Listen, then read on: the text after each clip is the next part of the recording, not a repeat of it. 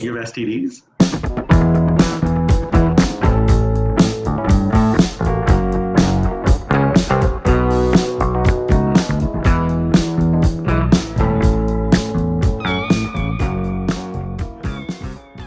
Hey everybody, welcome back to discography. Still talking about Stone Temple Pilots. Joe, Jason, and myself. We're going to dive into our top 10 songs. I'm really interested to see these lists, not just for the usual reasons, but kind of see what the album representation is here. So Jason, do you want to kick us off with your 10 favorite STP songs? Sure, I'll kick us off. This is another tough list. These songs lists aren't easy, especially for bands with more than like 5 albums. A lot of tracks to pick from. Starting off at number 10 for me with a song from Jeff Gutt, going with Meadow. I think this is an awesome track to introduce him to the world with. Super catchy. Probably the song over the last week that's been stuck in my head the most. At number 9, from number 4, I Got You. Really kind of, I don't know if you'd call this kind of a country song in a way, almost a little bit. At number 8, also from number 4, Heaven and Hot Rods. Love this track when he sings She Came In With Her Alligator Sister. It just, I don't know, it's so cool. At number 7, I've got Lounge Fly from Purple. Really cool track. Great drumming on this, and I love the slide guitar work as well. Number 6, maybe a controversial pick among us. I know at least one of us showed our hands and said they didn't like this song. Between the Lines, great comeback single for the band.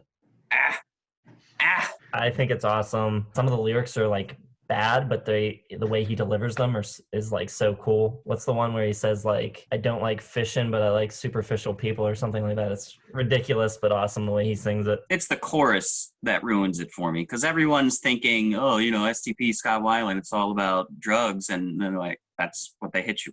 I don't know. It just seems really tacky and obvious to me. I love it. Number 5 for me, one of their probably catchier, poppier singles, going with Days of the Week. Really like that tune. I remember when it was played on the radio a lot and really enjoying it then, and I still enjoy it now. Number 4, maybe their glammiest track, and that is Big Bang Baby. Another song that I really liked back in the day. Really thought the video to that song was really cool. Number 3, from Purple, I have Unglued. Number 2, going with Tripping on a Hole in a Paper Heart. Another great track from Tiny Music. Great bass playing on it. Very catchy chorus. And at number 1, also from Tiny Music, going with Pop's Love Suicide. Interesting. I love his vocals on that track. Probably the most like heady of his head voice that I enjoy. He sings entirely from his nose pretty much on that song. It's cool. Yeah, and it's not very often where a nasally approach works, but it does with him. I agree. That is one of those ones that just kind of missed my list. The first 3, well, not including Press Play, but the Pop's Love Suicide, Tumble in the Rough, and Big Bang Baby are so cool and unique kind of in their catalog, and really in rock music. I don't think there's many tracks ever that really sounded like that, especially not in the last 30 years. But to my list, at number 10, I have from Shangi-La, Hollywood Bitch. I think it's just a really cool kind of dynamic when they go from the verse to the pre-chorus to the chorus. Real kind of like surprising sonic shift there. Number 9, from Tiny Music, we got Adhesive, kind of like a mournful, shoegazy song. I really like the lyrics. I really like the weird trumpet solo that they just throw in the middle. It's one of their kind of longer, slower songs, but I think it really works. Is it one of them that does the trumpet, or they bring someone in? That's a good question. I do not know. I can tell you in a second. It's a really good trumpet solo, so I'm guessing it's somebody else.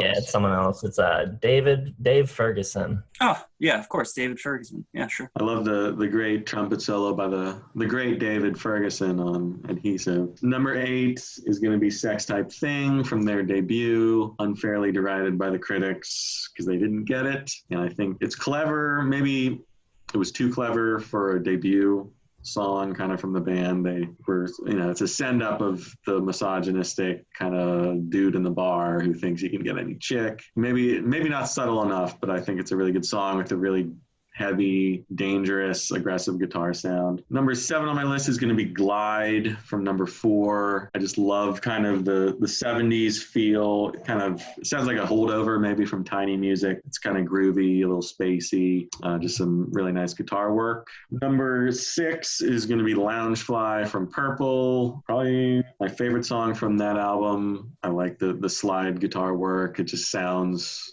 kind of dangerous again and kind of damaged. It's just a really cool kind of love song, maybe. Not really. I don't know what exactly it's about, but it sounds great. Number 5 is going to be Tumble in the Rough from Tiny Music. Again, those first or the second, third, and fourth tracks on that album, just totally unique sound. I could have maybe gone with Pops Love Suicide, but I think Tumble in the Rough is a little better on my list, a little higher in my mind. Number 4 is going to be Wicked Garden from the debut. Just maybe their most generic grunge song, but I think it just works. The riffs are giant. The repetition, the vocal performance is really good from Scott on this one. Top 3. Number 3, Tripping on a Hole in a Paper Heart.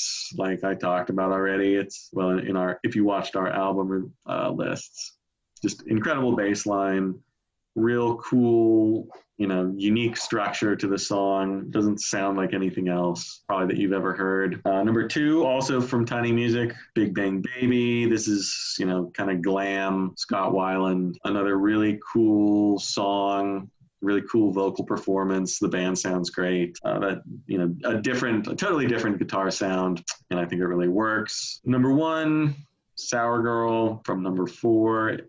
Just the song that got me back into music. I still love it. I love the bass, the McCartney-esque bass. It's poppy. It's kind of dark and sad. And I love the performances on it. I think Scott Weiland really sells it. And it just, maybe because it has such a special place in my life, I just really love it and I never get tired of it. Sour Girl's awesome. And Joe, I love how much this song means to you. It makes me love you even more, buddy. Number 10 for me, also on your guys' list, Loungefly. It's just awesome. It's got that really cool greasy guitar, slide guitar on it. I think it's very vivid. I can just kind of picture everything about it when I hear it. Number 9, I'm going with Too Cool Queenie. Really kind of cute, clever song. I love the ooze on it. Has like an Elliott Smith quality to it almost, that high register. Number 8 from number 4. I actually got a lot of number 4 on here because like I said in the album's video, the highs are very high. I've got Glide. Really nice, just kind of cool, casual guitar to it. Number 7, I've got Bipolar Bear from Shangi-La. I think it was Jason that said he's a very underrated guitar player. I think this is his best solo and maybe his best guitar song all together. There's a lot of different components to it, a lot of different sounds. He goes acoustic on it, electric. It's really cool with the creativity. I've got Sour Girl at number 6. It's awesome. It's got kind of an unexpected timekeeping bass part to it, which I kind of think brings the song all together, and Weiland sounds great on it. Number 5, I'm going with Plush. I'm going to throw out love to the song that everyone already knows. We've heard it 1,000 times, like I said. But I think that's what's great about it. It's kind of their anthem. Everyone knows the lyrics by now. You sing along, and I think it stands the test of time. Number 4 is Big Empty. Great blend of acoustic quietness and slide piece at the beginning, and then probably my favorite chorus is the time to take her home. It's awesome. It's great. Number 3, Tripping on a Hole. Don't want to talk too much of it because the third list is going to be favorite DeLeo bass parts, and I'm sure that's going to come up. Number 2 from number 4 is I Got You. I do think it is kind of a country song, Jason. It's very pretty.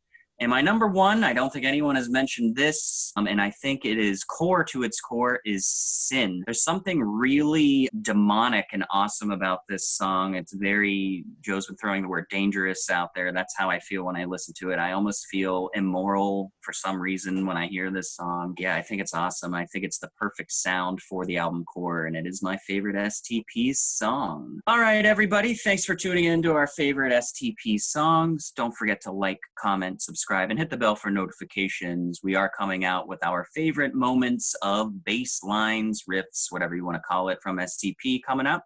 Stay tuned for that. Take care.